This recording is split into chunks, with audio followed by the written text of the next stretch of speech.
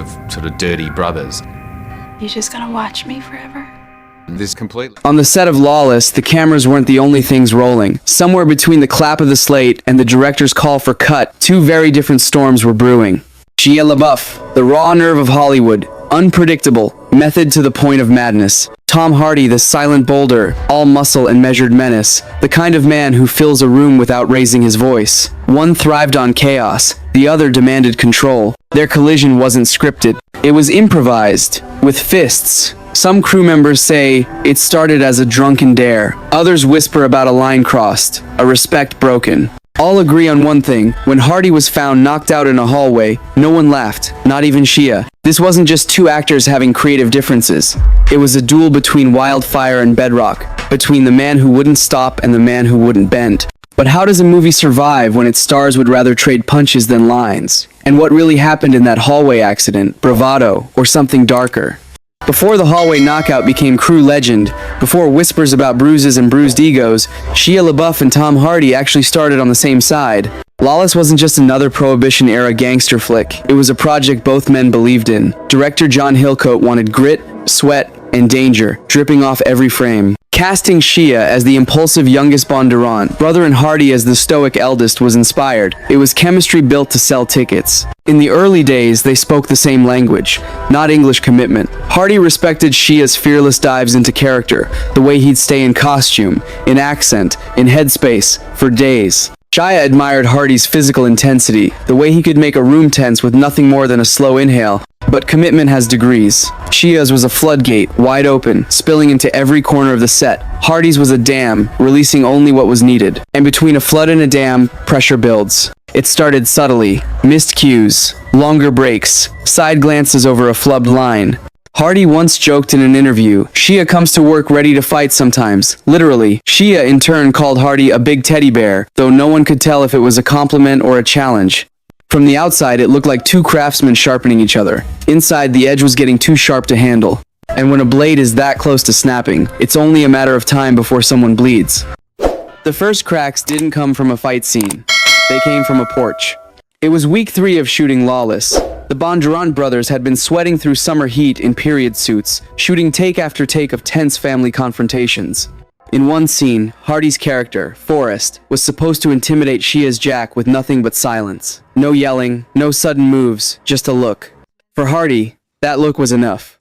He believed in the power of stillness, the danger of a man who barely shifts his weight but makes you feel the air get heavier. Shia, on the other hand, couldn't stand the quiet. To him, acting was about momentum, about pushing energy into the room until something cracked. So instead of playing his line as written, Shia added a shove, a real one.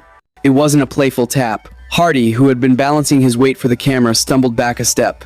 He didn't fall, but his eyes narrowed in a way that made the crew go silent. The take ended, Hillcoat called cut, and Hardy walked off without a word.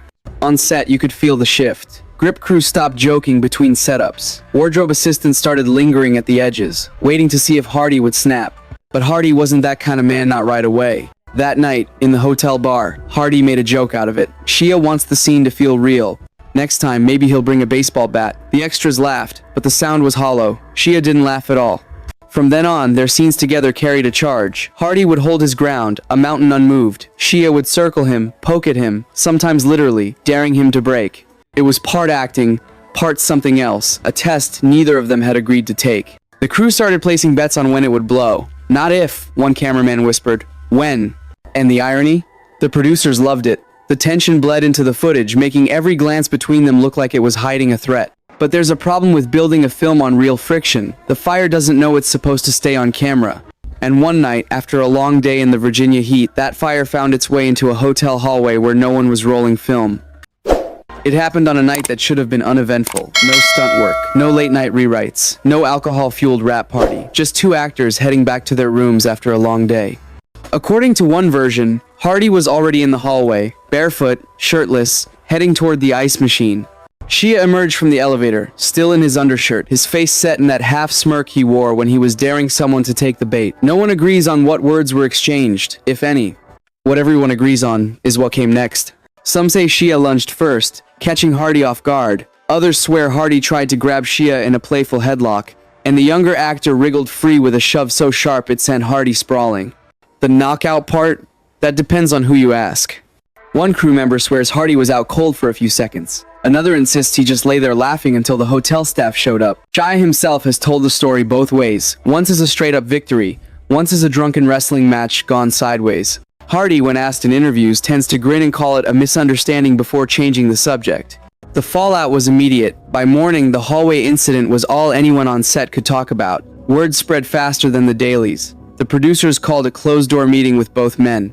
Hillcoat reportedly reminded them, "We're here to make a movie, not a headline." The irony was that the headline had already written itself. For a few days, the tension simmered under the surface. Hardy and Shia shot their scenes, but the rhythm was off. Shia's usual verbal jabs were sharper. Hardy's silences felt heavier. Even background actors started swapping call sheets to avoid being on set when both men were scheduled. And then the press caught wind. It started as a blind item on a gossip blog. 2 A-list actors, 1 period drama, 1 late-night knockout, and within 48 hours, Shia's and Hardy's names were trending together for all the wrong reasons. Fans were taking sides without knowing the facts. Some painted Shia as the hot-blooded underdog who'd taken down a giant. Others saw Hardy as the seasoned pro who'd been blindsided by an unhinged co-star. The studio's PR team went into damage control, pushing lighthearted anecdotes into interviews, arranging photo ops where the two men stood just far enough apart to suggest camaraderie without risking contact.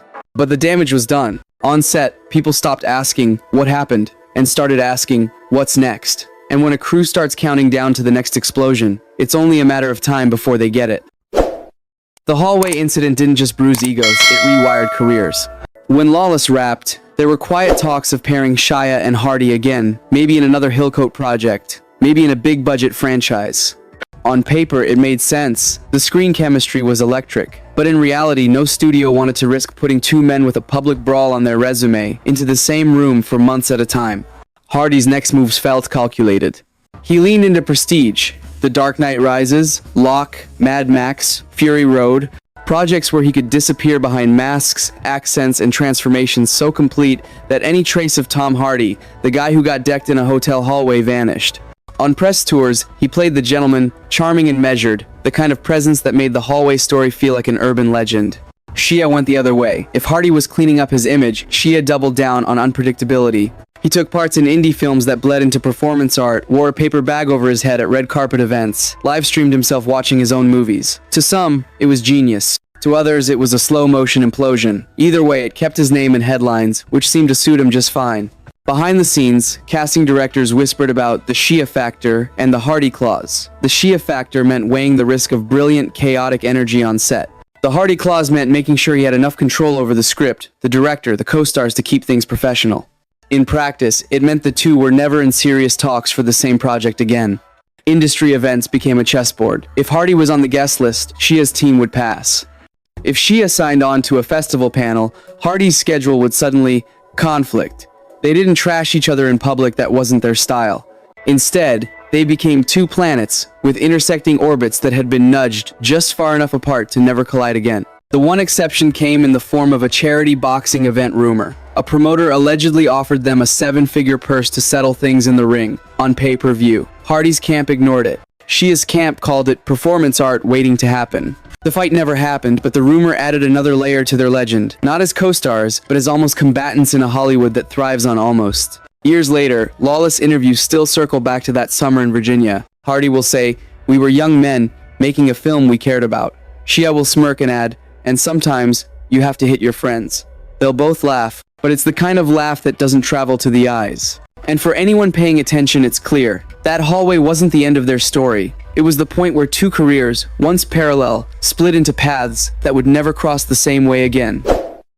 Hollywood loves a comeback story. Public feuds, private grudges, they all make great prologue for the eventual reunion moment. It's good PR, it's good business, but some fractures run too deep, even for the bright lights. The first attempt at a truce came barely a year after Lawless. A major streaming platform pitched a gritty limited series about bare-knuckle fighters in post-war London. Hardy was on board from the start. The producers thought Shia's volatility would be perfect for the role of his reckless younger brother. But during early talks, Hardy allegedly said, "If Shia's in, I'm out." The deal died quietly. Then came the festival near miss. Both were scheduled to appear at Cannes in 2016, Hardy for The Revenant, Shia for American Honey. The press salivated at the idea of them walking the same red carpet. but their teams worked the schedule like opposing generals, ensuring they never overlapped. One reporter noted that Hardy's photo call ended just 15 minutes before Shia's began. Coincidence, their publicist said. No one believed it. The closest thing to a public reconciliation was an awkward interview in 2018. A radio host, clearly fishing for viral clips, asked Hardy about that famous hotel hallway. Hardy chuckled, said, "We were just fooling around," and glanced at his phone like he had somewhere else to be. A week later, Shia went on another show and called Hardy one of the best actors alive. He paused, then added, "Also, one of the hardest to get along with." It was a compliment, wrapped in barbed wire. Behind the scenes, there were smaller gestures. Hardy once sent a congratulatory bottle of whiskey to Shia after Honey Boy premiered to acclaim. Shia reportedly sent it back, unopened, with a note, "I'm sober now." Hardy didn't reply. Industry friends tried to bridge the gap. Jessica Chastain, who worked with both, once joked, "If I could lock you two in a room for an hour, you'd be friends again." Hardy smiled. Shia said nothing. By now, the idea of a full reconciliation had become part of the myth. Fans would tag them together on social media, begging for a reunion. Clickbait sites churned out, "Will they or won't they?" headlines. But the truth was simpler. Neither man needed the other anymore. Hardy had his prestige roles in box office franchises. Shia had carved out a niche as the unpredictable artist, untethered from studio politics. And so, every potential olive branch wilted before it could be offered. Every project that could have brought them together became another in a long list of near misses. The feud didn't explode again, it just lingered, an unresolved chord that no one seemed eager to resolve. Which might be the most Hollywood ending of all. Two actors locked forever in a story that feels unfinished, precisely because that's what keeps people talking.